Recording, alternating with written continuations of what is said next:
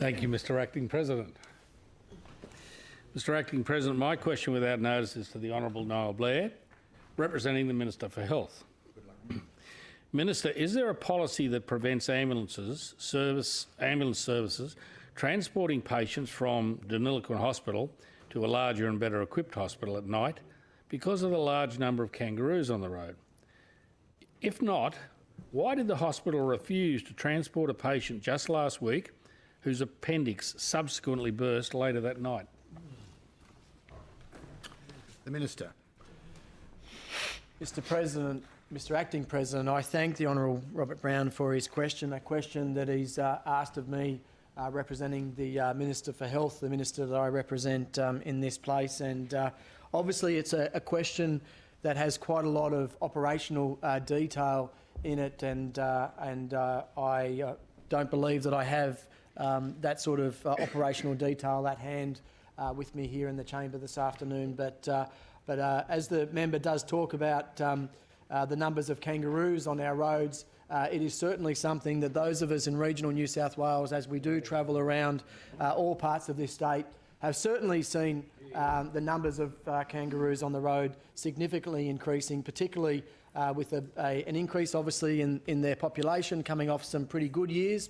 We know that the kangaroos certainly make the most when conditions are good, and that has been something that then has led to many numbers flocking to roadsides, particularly for looking for some feed across regional New South Wales, and has created quite an issue for those of us that have to travel, particularly on our country roads at night.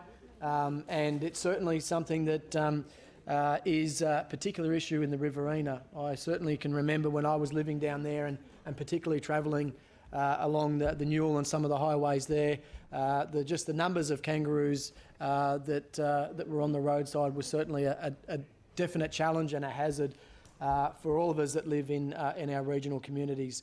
It is something that I know that in a separate conversation has been raised by other parts of government.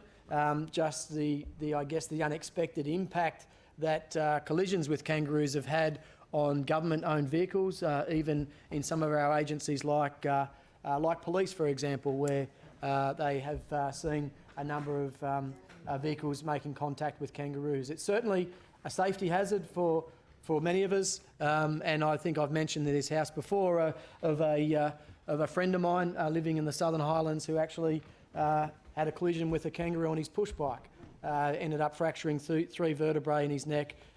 Thankfully has made a full recovery, but was certainly very seriously injured and traumatised by the experience going down a hill on an early morning and having a collision with a kangaroo. So there's no doubt that there is an issue with kangaroos right across regional New South Wales, and that's one of the reasons why the government made some changes to the way that we approve permits for private landholders to be able to control kangaroo numbers on their property and reduce some of the red tape associated with that, particularly with the old tag and lie system where landholders had to make application with their local Office of Environment and Heritage or National Parks and get approval for those tags, and that's something that we've streamlined to be able to now allow farmers to be able to do online, and we know that that has been welcomed by private landholders. But of course, Mr President, that is not the question that the member has asked.